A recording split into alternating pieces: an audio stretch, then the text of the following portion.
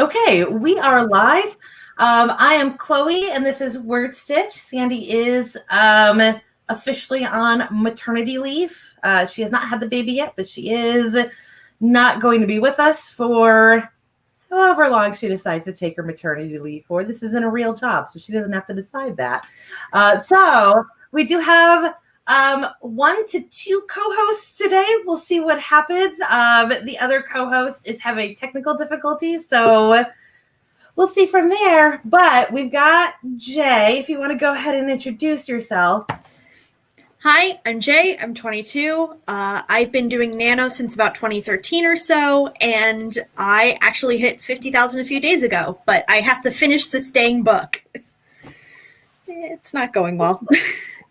I mean, I feel like at this point, nobody's project is going real well. How about you, Heather? What are you working on today? Today, I finally just sat down, literally. Hi, I'm Heather, and so I am, as you can see below, I'm a writer, editor, and artist. I'm also a mom, so I've been kind of busy with doing mom-related things today. So let's see. And I am not 20-something, but that's okay. Let's see. I am quite a bit outside of that. I think I will be.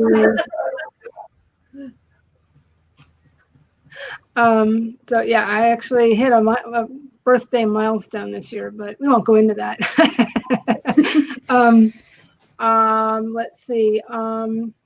Let's see. As a writer, I've done a lot of things over the years, but I was basically doing a Nano that wasn't a Nano. What is it called? I'm a Nano rebel. Yes, rebel. Because I had another project that I really needed to finish, and then whatever. It's been a weird November, but I have participated in Nano before, and so trying to basically. Okay, let me start over. Maybe I am writing a novel, and I think I might work on that today, just as a reprieve from everything else I've been doing today. Understandable. I'm probably working on some. I feel like with sprints, the best way that I can utilize sprints is through writing. So even if I'm editing, a lot of times during our write-ins, I'll go ahead and do writing on something else, or like if the scene needs to be rewritten or whatever, I'll deliberately save it for write-ins because the sprints keep up with. Yeah. So we've got Jackie here. Jackie hit the 50K for Nano a couple days ago. Jay also hit a couple days ago. I hit back on the 14th, I think it was, but I've got a super goal of 100,000 words that I am about 2,000 from. So that's what I'm going to be working on today.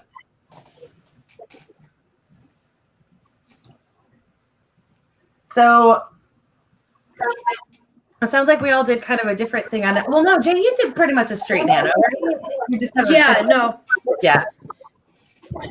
I enhanced it, and so it's a story that's been rattling around in my head, but I haven't actually written it, and so now I just need to finish it, which I have not done with the book before, so it's getting choppy. Heather, we're getting some feedback, I believe, on yours. I don't know if you can turn your speakers down or anything, but I'm hearing an echo. Let me try that. I'll also turn a fan off. I wonder if that's affecting anything. It could absolutely. Turn my speaker down a little bit though, and also turn this fan off. 1 second. So it looks like we got Devin and Natalia and Barbara all here as well. Well, we get the sound worked out, which it sounds like that's good now. Sorry for making you do that, Heather. But let's go ahead and get our first sprint going. We're going to start with an easy 10-minute as a warm-up. And then when we get back, we'll we'll talk and see where everybody's planning for next month, since that starts tomorrow. Tomorrow is officially December. So right. We're already in December. Are you kidding me? Yes, tomorrow. So good luck, everybody, and we'll see you in 10 minutes.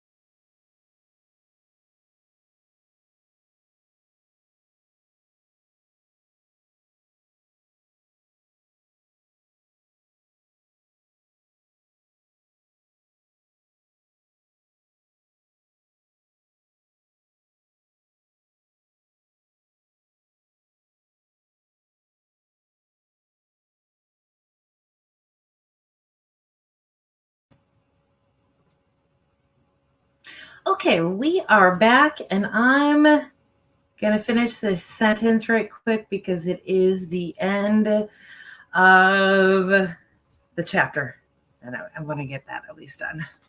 I had to turn off the music that was taking my ears off.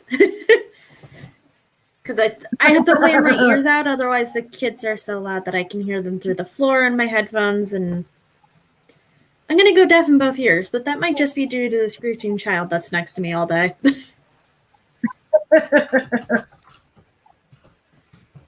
I can relate. All right, and I got about 189, I think. Yeah, 189. Awesome. I'm still getting there on mine. How'd you do, Heather? Oh, yeah. I worked on 2 scene cards. The ending of Act 2A and the beginning of Act 2B. Awesome. Well, that's good. I got 321 there.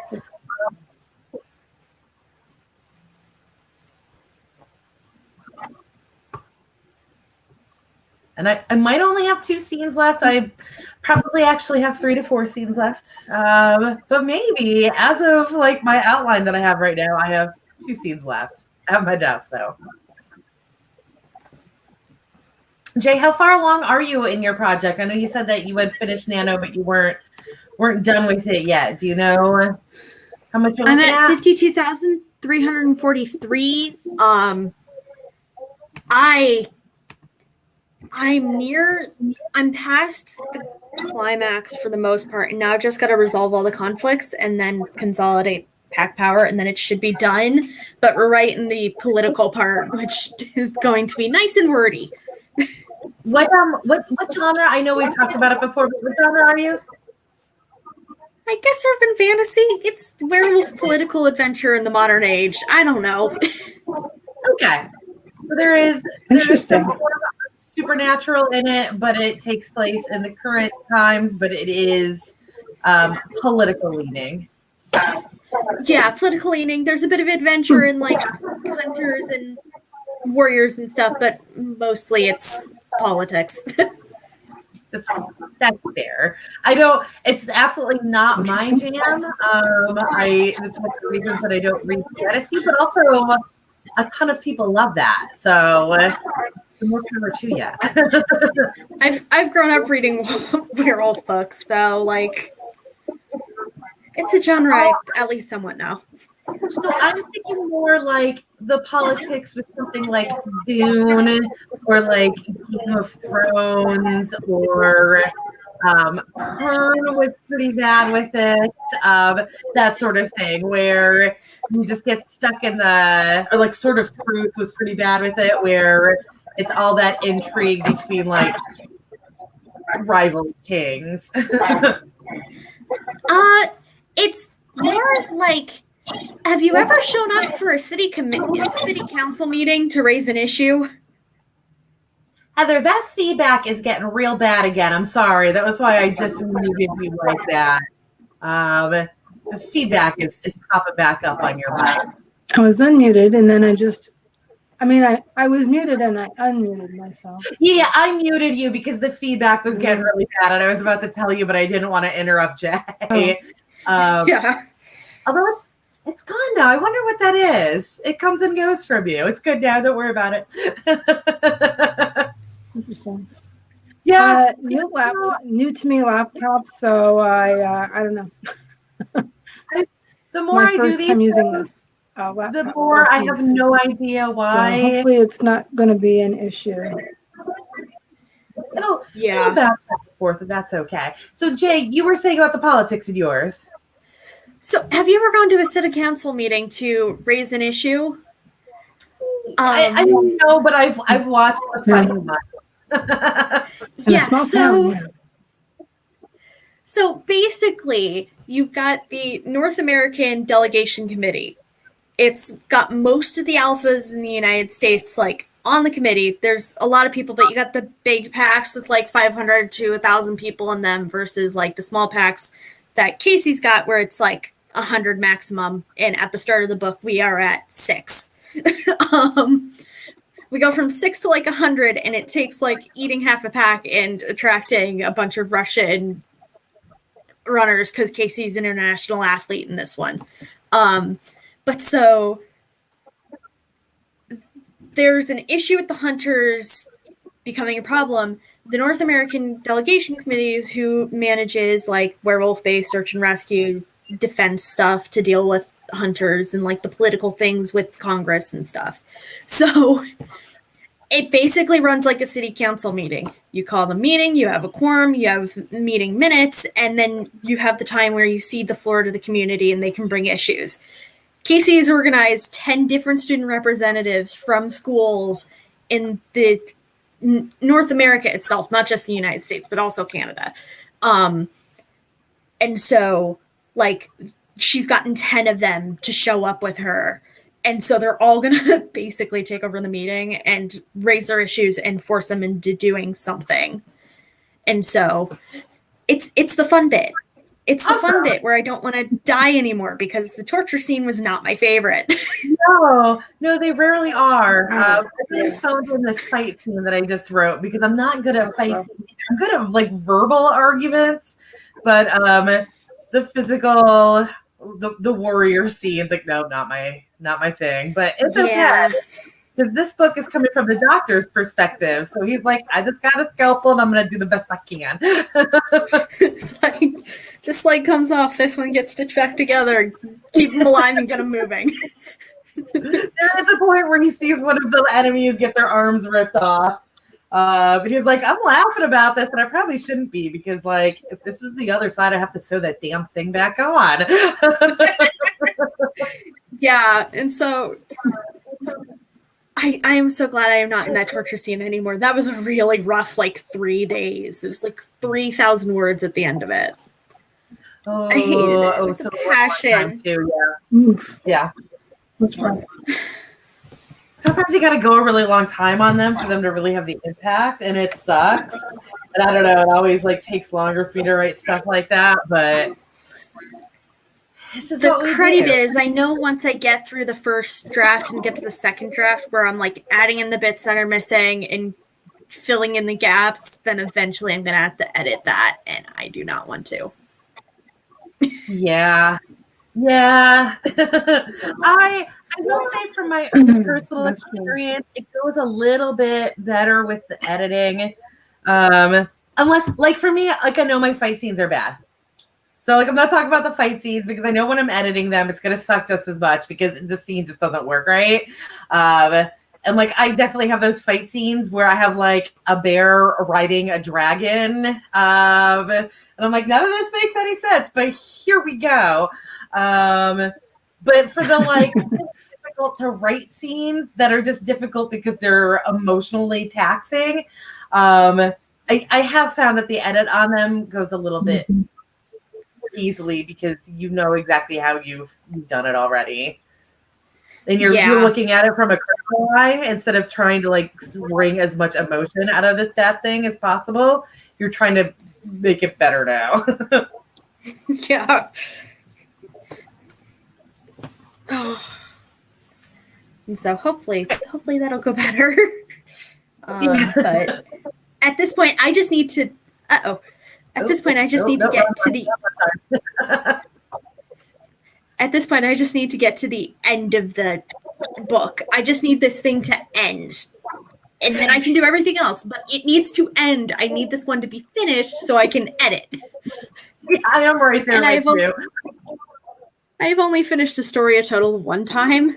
I have plenty of stories out there. It's just this is the only one I've finished. You need to get them done. I was in high school. Okay. I thought I was going to be done long before now as well. And then this was just a real bad month for me for a lot of reasons. And we just had like another tragedy in our lives a couple days ago that we're kind of muddling through right now. So on that depressing note, we're going to go ahead and sprint for the next 2 minutes. How do you get worse than a tree taking down your shed? and like knocking out your internet. A good personal friend of ours died a couple days ago. Oh God, I'm just sorry. Like random heart attack out of nowhere. It was nuts. We had just seen him the day before. Oh, that's awful. Yeah, Wow. Sorry. It was a bad one. I'm sorry for your loss. Thank you. But we're, you keep going. So we're going to keep going with the workout. Why do I keep doing these terrible segues? It's just how our brains work. We've all got like let's get off this merry-go-round and do goldfish some in our writing. head. Okay. We'll see you guys in 25 minutes. Good luck.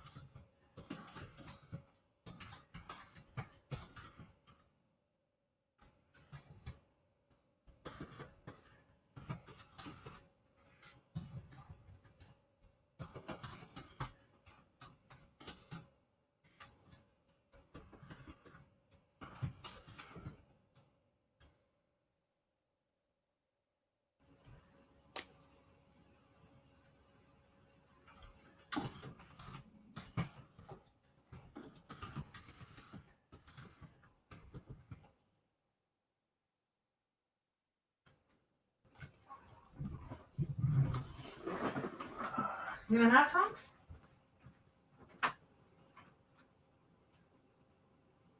Alright, well, I'm gonna pee. Give this time to decide.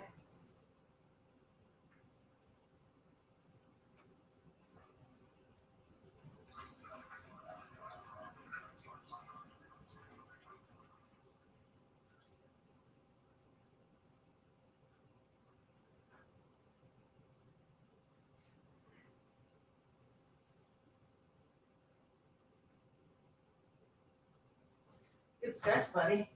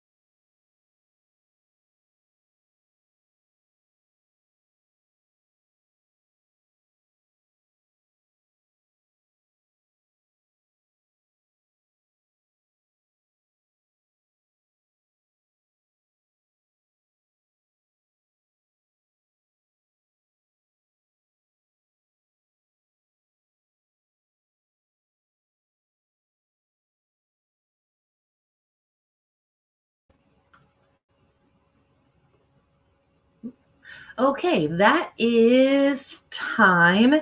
And I am going to finish this sentence, which is literally just unsolved murder.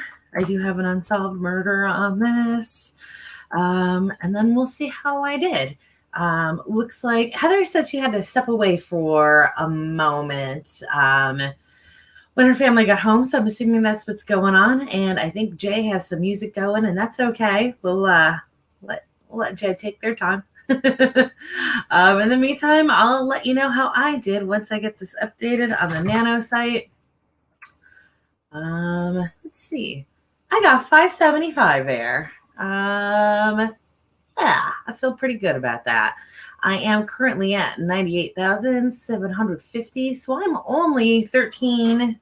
Did I do that math right? No, 1250 away from that 100,000 goal. I definitely have like 2.5 more scenes to write, and not just the 2 scenes that I was hoping for, but that's okay. Oh. All right, I got 328 that time. Sorry, I was trying to figure out what my starting point was. oh, I know that. So what I've been doing for this Nano is I've just like every single time I do a sprint, I update on the Nano website and I make sure that I'm updated like before I start the next one. And then I just put in the new total, and that way it keeps track of how much I do per sprint on that stats page. I'm just manipulating that page to get that number. Yeah. That's one of the things I miss about Scrivener. Is Scrivener had a really easy function for that, but also I had a lot of beef with Scrivener. So oh no, I just don't like the layout of Scrivener. I don't like how their research material stuff is done. I don't like it just being like, here's a blank page to do what you want with it. I need more structure than that. So what I was doing with Scrivener was I was doing an Excel spreadsheet, because that is satisfactory for me. An Excel spreadsheet will get me where I need to be. But yeah, now I'm using WaveMaker that I did have a slight meltdown with the other day, but I have since fixed it. I think there was an update recently on Chrome, and I guess I just needed to do that update. Like it caused WaveMaker to stop working properly. But once I did that update, it's fine. So moving on. But WaveMaker does have that 8 million different organization tools on it that I have that same feeling for that I do with Excel spreadsheets, because of course with Excel spreadsheets, you can have like a whole bunch of tabs on the same page. So it's kind of the same function for me. So yeah, that's it with Scrivener. I just found it really cluttered and hard to use. WaveMaker. Like with Scrivener. Because I've done the trials. I never write the whole month in them, and it's just clunky.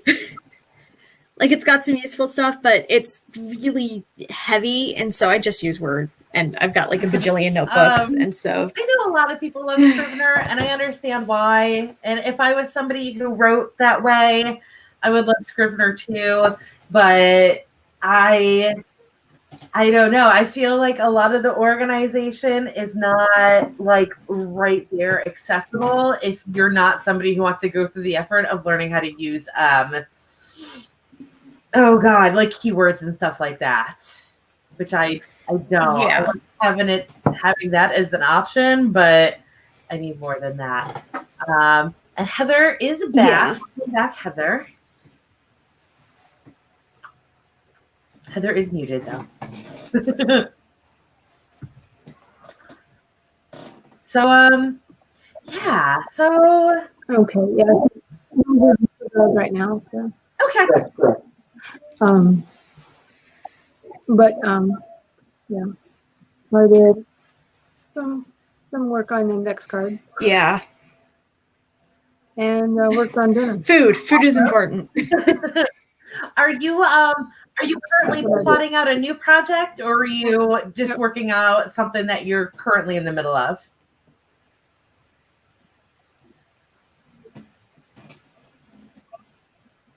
Me, something I'm in the middle of. I'm kind of reworking and moving some things around, and but it is my current fiction project. Gotcha. Basically. Yeah. What kind of what genre do you write in, Heather?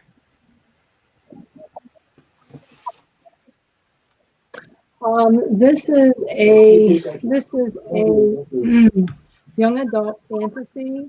And I meant to say this earlier. Basically, I'm using a lot of Celtic mythology to base my story on. And as kind of a long story how I got the idea, but basically due to doing some research of my own in terms of genealogy. And so that's I love mythology in mine. And I even have my character in genealogy. Yeah, I think it's fascinating. Like even as something as basic as the fact that like right now I'm writing sci-fi and the characters are all like they're on different spaceships, and I have all the spaceships named after different mother deities. So I've got like Isis and Juno and oh god, what is her name from Celtic? Freya. Just like that's I like Norse. Thank you. Freya is Norse. Freya and Frigg. But probably Breed is what you're looking at for Celtic. It is. That's exactly who it is. It's Frigate. But yeah, so like wherever I can put them in, it's good, and like it's when you're writing paranormal, it's great for like building characters off of. Wherever it is, I've done a whole thing based on Reynard the Fox because he's fascinating to me. So yeah, I love using wherever I can with mythology, however I can sprinkle it into what I'm doing. Yeah.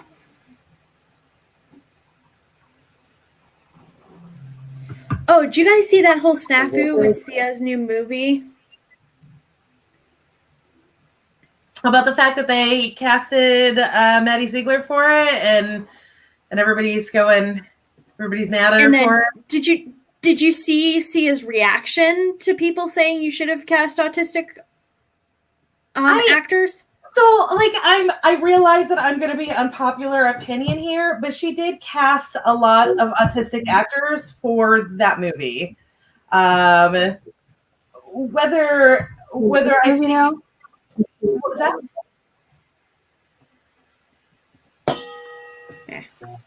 This is a subject I'm interested in, so I just want to hear more about this. I have not heard of it. So Sia released a movie. I forget what it's called. Something to do with music. Might have just straight up been called music. And so it's about the life of an autistic person. The main character is autistic and is portrayed by a non-autistic actor, Maddie Ziegler. She was in Dance Moms, and she's been her music video representative for a very long time. But so her reaction to people saying you should have cast an autistic actor for this role was a bunch of like, well, they just weren't good enough, and a lot of very, very aggressive excuses and snapping back instead of really quickly, because she absolutely did not say they were not good enough. She said she was worried that they might not be able to handle the stress of that kind of schedule. She never said that there were no good actors, and she does again have several autistic actors in the movie.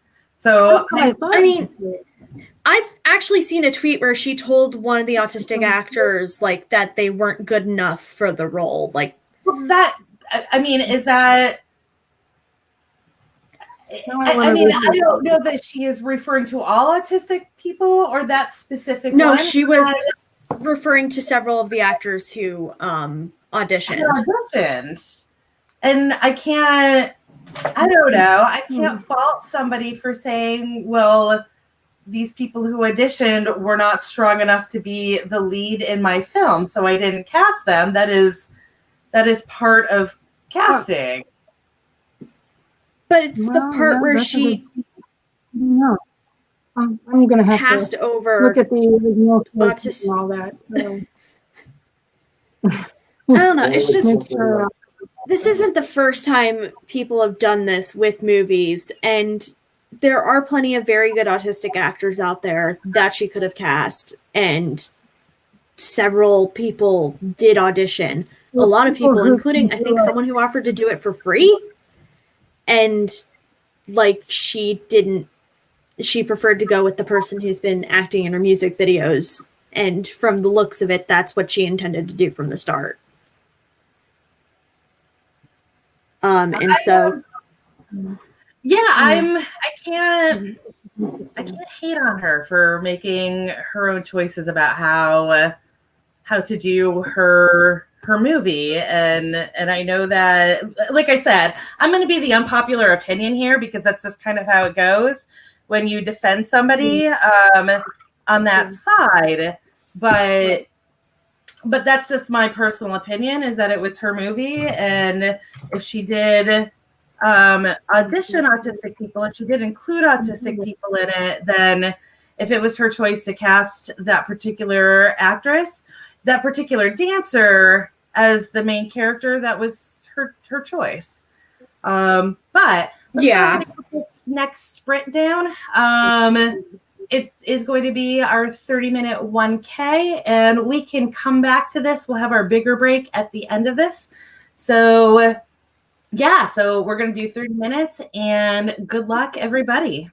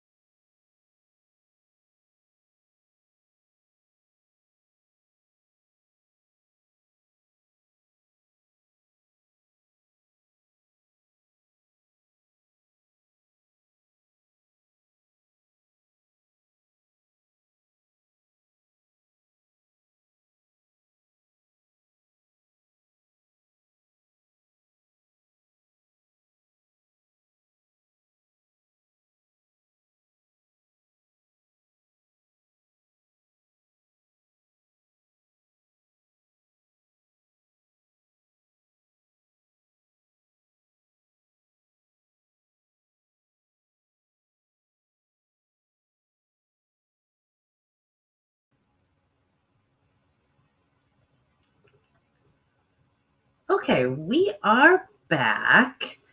Let me know how y'all did in comments, and I'll be right back to get my stats while I fix this typo.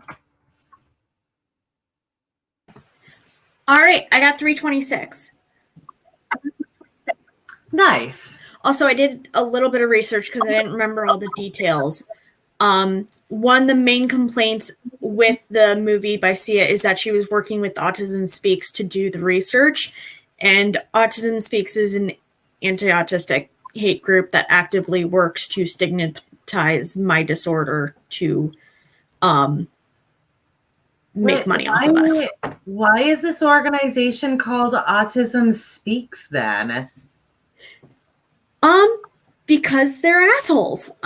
They have been the Autistic Self-Advocacy Network has stuff about this on their website, and but the main strokes are that they make money by drumming up fears about autism, which I have, and making it out to be like there's this very famous commercial by them where it's basically like autism steals your child.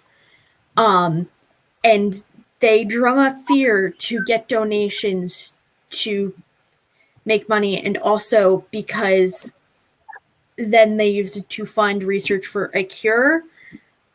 There's no cure, and most autistic people don't want to be cured. And when people criticize them for that, they didn't change when people with autism told them that they needed to stop and change their stance. They didn't. And a lot of people don't actually do their research into the organization before supporting it and donating, because they're like, oh, yeah, they're doing research to help autism. So they don't really know. But so there's a lot of issues to do with it. And that's one of the main things that they have, that a lot of people have issues with, is that Autism Speaks is less of an autism advocacy organization and is more guided towards stigmatizing the disorder. And that was one of the main issues, is because if they were involved in it, then that changes a lot of stuff. If she had gone to ASAN, a lot of these issues probably would have been avoided, and even then they probably would have a lot less criticism of the movie, because there would have been input from ASAN, and like that would have been able to quell fears, if you know what I mean. Mm-hmm. Oh. And so the other criticism I see is that the narrative of the movie, beyond the actor thing, which, like, I see the point to you about the casting, but besides that, with the story, it centers around the guardian of a nonverbal autistic person, and it's another movie that speaks over autistic people, and really the only way we're seen as burdens unless we have superpowers. And so it's just frustrating for a lot of people. Or the parent. Say again?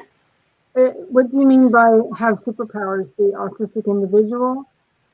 The autistic individual. They're portrayed as savants. Yeah, the savant syndrome thing, like The Good Doctor and Rain Man and stuff. Yeah. Or they're seen as like a burden that their parents have to take care of for the rest of their lives. And that's an argument used to defend parents who kill their autistic children, either when they're adults or even when they're babies. And so it's a bit of an issue to perpetuate. Yeah. Seriously, as some people may know, I have a child who is on the autism spectrum. And as a parent, that really drives me crazy. Now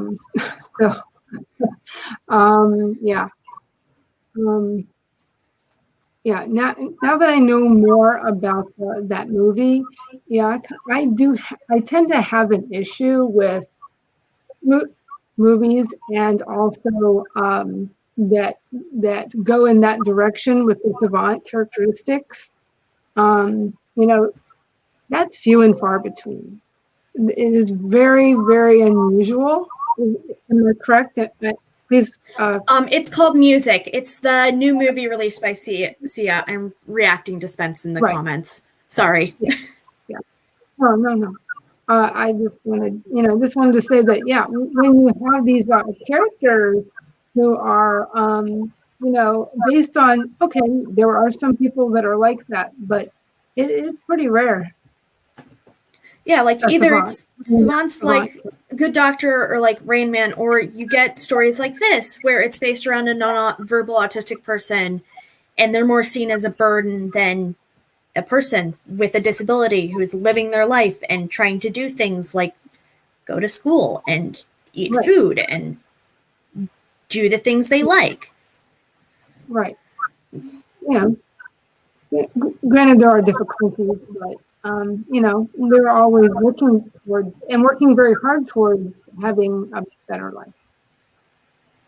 So, I mean, it took a lot of effort to get to where I am. And so I still can't really go in loud restaurants. And like, obviously I have a lot easier than a lot of people, but I still had some difficulties when I was a kid, people doing some horrific things in regards to bullying, and I got off lightly. Like, as far as persons with autism go, I got off lightly, and movies like this don't help. And so sorry, I just wanted to make sure I had my facts right when I came in. I didn't mean to make it a big discussion. I understand completely. Yeah, I've been avoiding the topic because I find that a lot of this stuff tends to be lacking all of the information. This is coming from something where literally, like, with stuff that's going on with me right now, 24 hours ago, I was told that this thing that was happening was a sham and that it was somebody trying to make money off of somebody's death. And then 3 hours later, oh, no, it's totally fine. And this poor man had just been completely blasted for trying to do something for a friend who had just passed away. So I try to avoid stuff like this where there just kind of is like an attack mode on somebody who, like, you're talking about Autism Speaks, and I'm looking at their website and they look like a really good organization. And like, I'm not saying that they are, but also like, depending on how this organization was put forth to Sia, she might not have had any idea. And there's a point where there's only so much due diligence that you can do in order to like make sure that this organization is actually a bad organization where it looks like it's doing really good things for autistic people.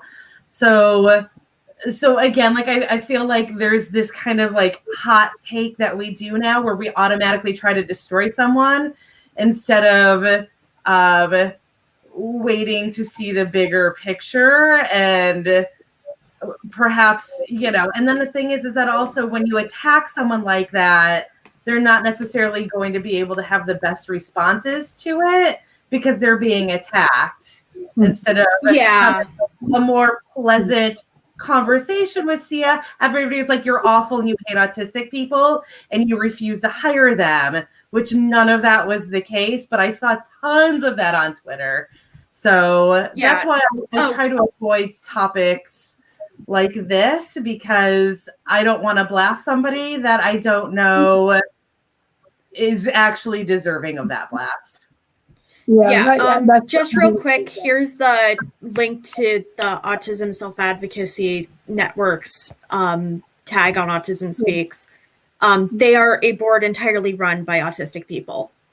So I figure that's a good resource to look at when it comes to these issues. And if you want to put it in chat, that's okay. But if not, that's also all right.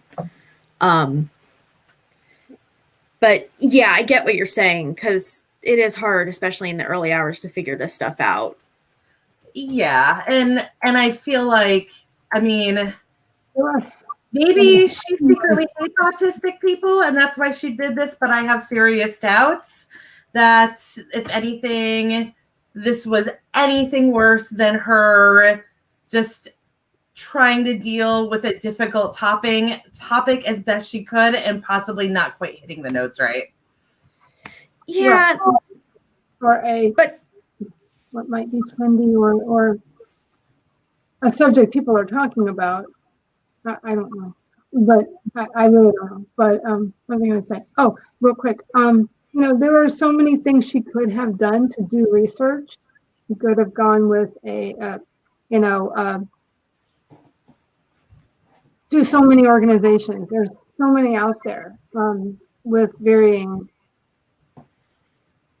opinions. Views when it comes to this. Right, yeah. And talk to individuals, talk to autistic individuals who are what's the word again? Advocates. And, that would make a lot of sense. Well, she might have. I don't. Is there any evidence that she hasn't? So she said that she did 3 years of research, but I find a lot of people find it weird that she did 3 years of research and didn't come across any criticism of Autism Speaks, if that makes sense. Yeah.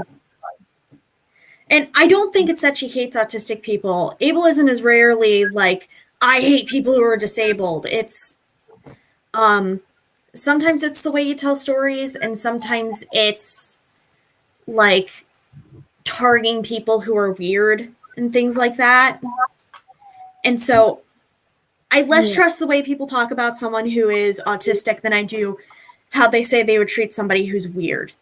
Because most of the time people who are weird are neurodivergent. And so like you can learn a lot from the way somebody treats someone who's just a little bit off, if you know what I mean. Yeah. All right, let's go ahead and get this last sprint in. Get our writing in today. We're going to go for 10 minutes, and it is 46 past, so we are going to write until 4 of. We'll see you guys then. All right.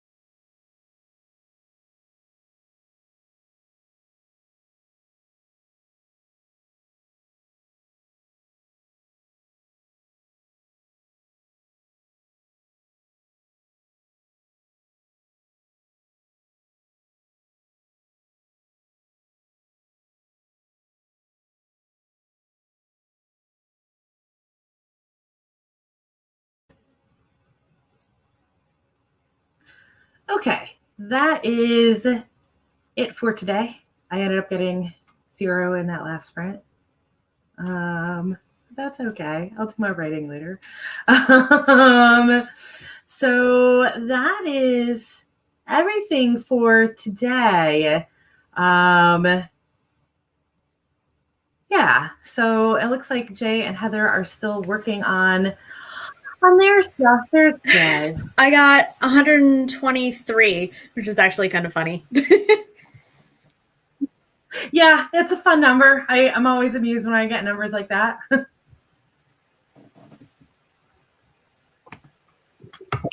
I know you put stuff Still in missing Heather. yeah, I put a whole bunch of stuff in the chat. I don't know why. I just did. What was that? But there are so many. There's so many. Sorry. So many channels these days. So many awareness channels. Yeah, and I do think it's important. It's just like even during that break, I was researching it, and I saw just as many articles saying that Autism Speaks had absolutely nothing to do with Sia's movie. That the only thing is that they endorsed it. So again, that's why I normally don't take conversations to this sort of topic. But yes, absolutely, there are tons of advocacy groups out there, and yeah, so there's definitely like there was an issue somewhere along the way. I don't know how much that issue is as much as it's made out to be. So yeah, that's why I don't normally try to blast people for trying to write diversity. Sorry. Not quite getting it right, because maybe they were doing something terrible, but maybe they were just trying to write diversity.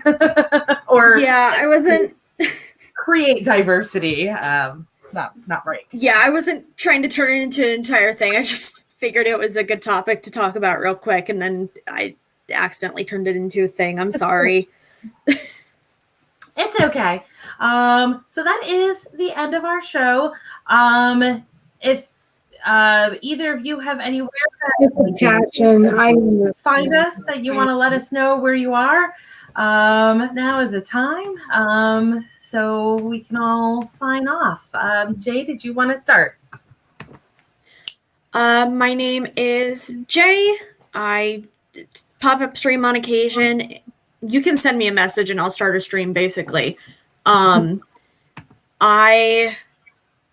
don't really do much outside of that, but I've been doing NaNoWriMo for about 7 years, and I figured it was fun. Here's my channel link real quick. And yeah, that's about it.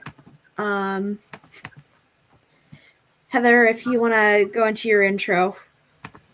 Or Outro. Chloe. Outro. Jesus. Sorry, yeah, brain.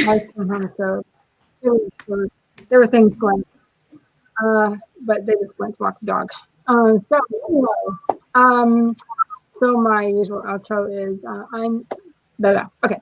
My name is Heather Dewey Pettit, and I'm a writer, editor, and artist, and a mom apparently. And as a writer, I've done many things over the last 20 plus years, and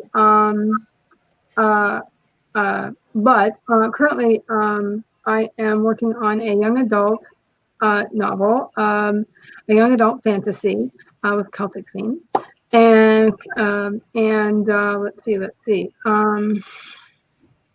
As an editor, I am a freelance line editor, copy editor, and proofreader. And as an artist, I recently started an Etsy shop. Awesome. 10% off this week. Did we just find you on the web under Heather Dewey Pettit, or? I was just going to say that. Actually, I forgot. You can find me everywhere, most everywhere, at Heather Dewey Pettit, including my Etsy Perfect. shop. Pettit. Got it. Perfect. Easy peasy. Just no I think she's the only user on YouTube with that name, so she's pretty easy to find when I Google her. Well, like for me, I've everywhere. My name, but like sometimes I see me under my Awesome. And I am Chloe Alice Balkin, and I do have my links all underneath, so that's where you can find me, but I'm kind of in between projects right now. We do, if you guys are new and you're here because of Nano, we do host live streams all year on this channel. We host them every Monday, 4 to 6 p.m. Eastern time, and we also host a lot of mornings, usually Tuesday, Thursday, and Friday mornings at 8 a.m., but that's a little bit more flexible because that's what I feel like doing. So if you're looking for year-round writing, subscribe to us. Yeah. All right. I also Have a good day, guys. I stream too on Tuesday and Thursday nights. Oh, when are your streams? Sorry. Yeah, 7 p.m. Eastern. No, I'm sorry, I forgot. 7 p.m. approximately Eastern, Tuesday and Thursday evenings currently. Awesome. More streams. Perfect. All right. You guys all have a great day, and thanks for joining us, and good luck with that final little bit of Nano.